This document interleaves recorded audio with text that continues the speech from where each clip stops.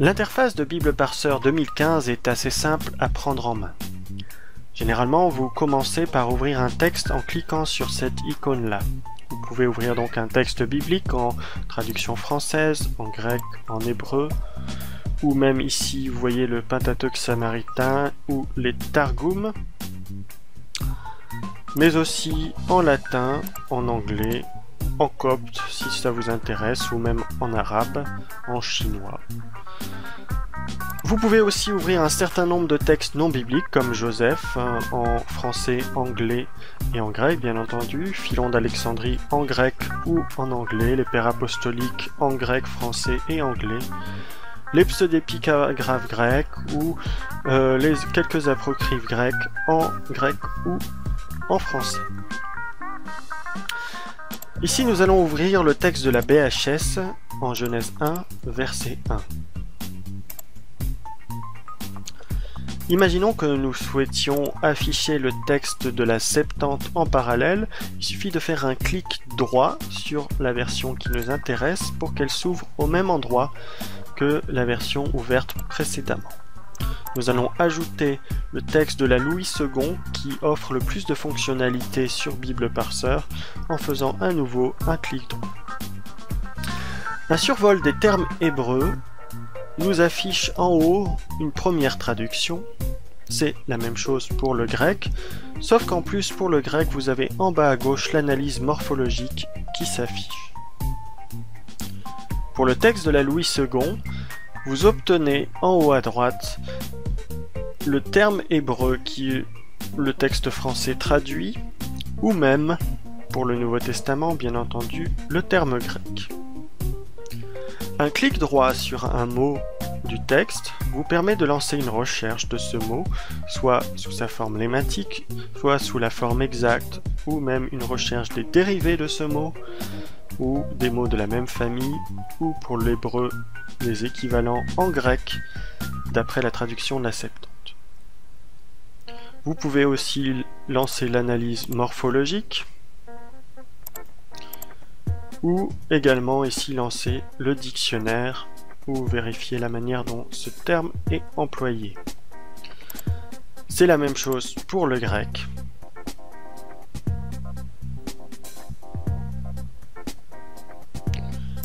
Pour le français, toujours à partir de la Louis II, vous pouvez lancer une recherche en faisant aussi un clic droit. Mais ce qui est intéressant, c'est que cette recherche ne se base pas sur le terme français, mais sur le terme dans la langue originale qu'il traduit. Ici, par exemple, si je lance une recherche de lématique sur commencement, c'est le terme correspondant Réchit, premier commencement, qui va être recherché. Vous voyez bien que ce terme est traduit de manière différente dans la Louis II selon le contexte. En ce qui concerne la critique textuelle, Bible Parseur 2015 fournit un certain nombre d'outils intéressants. Prenons tout d'abord un exemple dans l'Ancien Testament. Ici, nous sommes en Exode 1, verset 5. Vous voyez que, d'après le texte hébreu, on nous dit que 70 personnes en tout étaient avec Jacob lorsqu'ils montèrent en Égypte à l'époque de Joseph. C'est le terme ici hébreu Shiveim, dans le texte massorétique.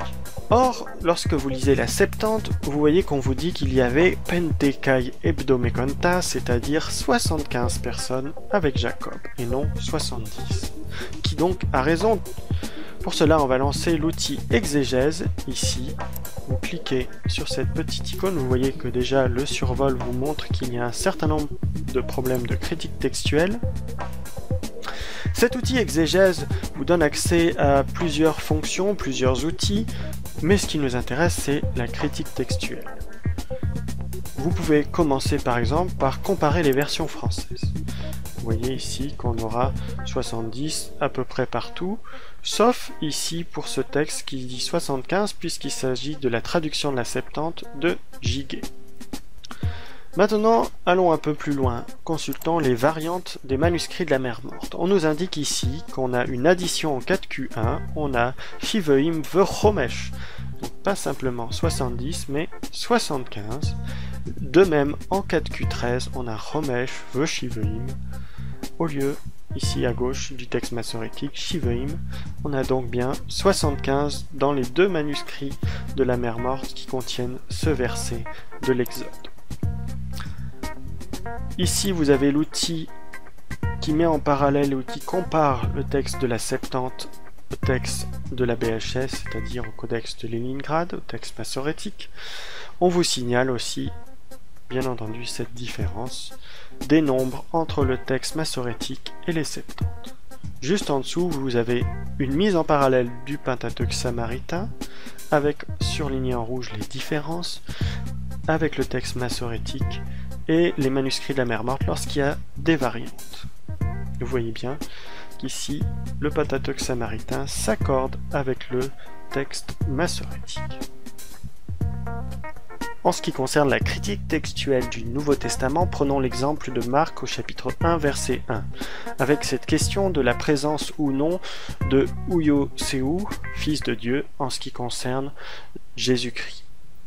Ouvrons l'onglet Exégèse. Quelques secondes pour que ça s'ouvre. C'est tout de même assez rapide. Comme pour l'Ancien Testament, vous avez accès à un certain nombre d'outils, des grammaires, introductions, etc. Vous pouvez notamment comparer les versions françaises. Vous verrez ici que la plupart ont retenu « Fils de Dieu », sauf ici cette traduction de Stapfer qui n'a pas « Fils de Dieu ».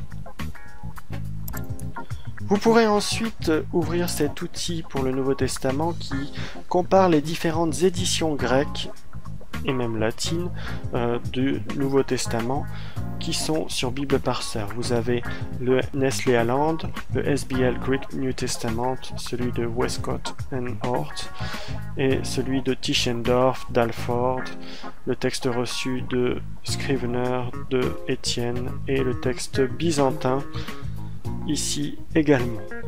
Vous voyez que Westcott and Hort et Tischendorf n'ont pas retenu Ouyo-Séou, alors que les éditions de type byzantin ou texte reçu ont Ouyo-Séou.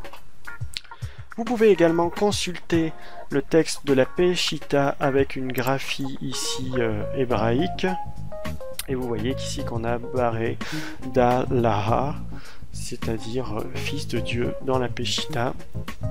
Vous avez également quelques versions latines, notamment la Vulgate, mais aussi plusieurs vieilles latines qui sont signalées ici.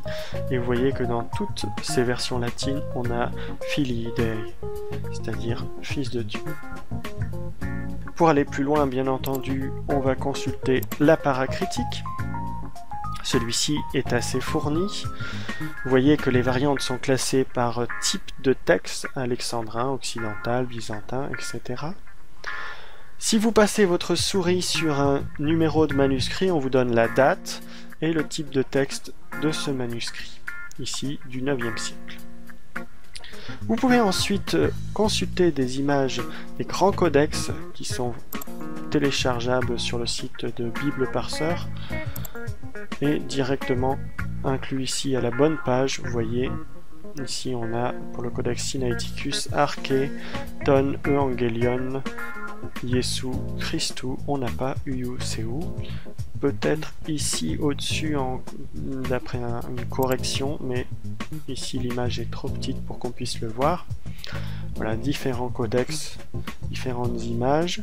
Vous pouvez aussi consulter cet appareil critique de Van Soden et également ce commentaire textuel sur les évangiles qui est disponible en ligne et qui est réalisé par un passionné de critique textuelle qui s'appelle Wieland Wilker et qui est un Allemand.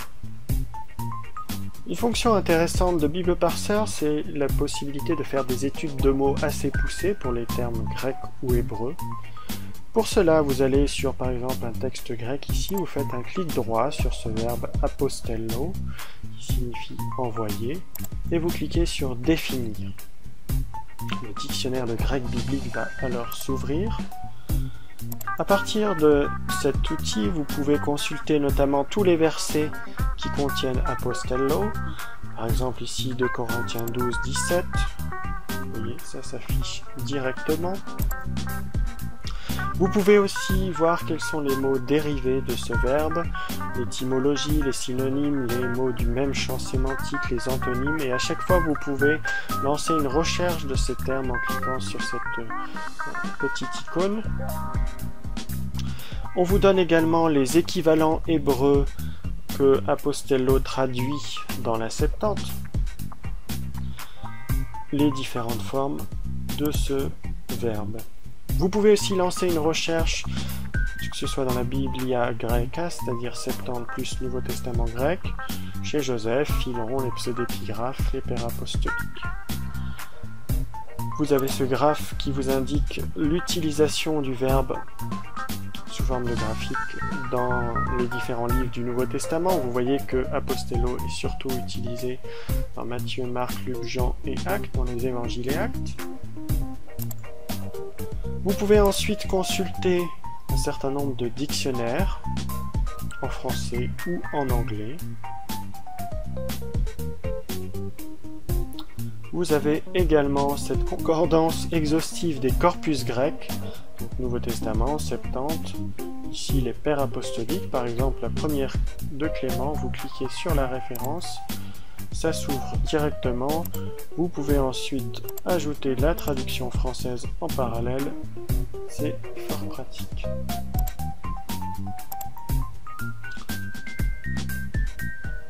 Vous pouvez aussi ouvrir un certain nombre de dictionnaires en format PDF dans votre bibliothèque, que ce soit des dictionnaires grec-français ou anglais-français qui sont fournis avec Bible Parseur.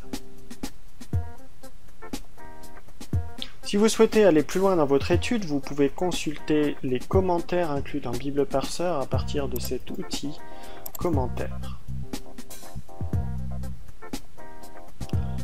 Vous voyez que tous les commentaires là pour Marc 1 verset 2 vont s'afficher.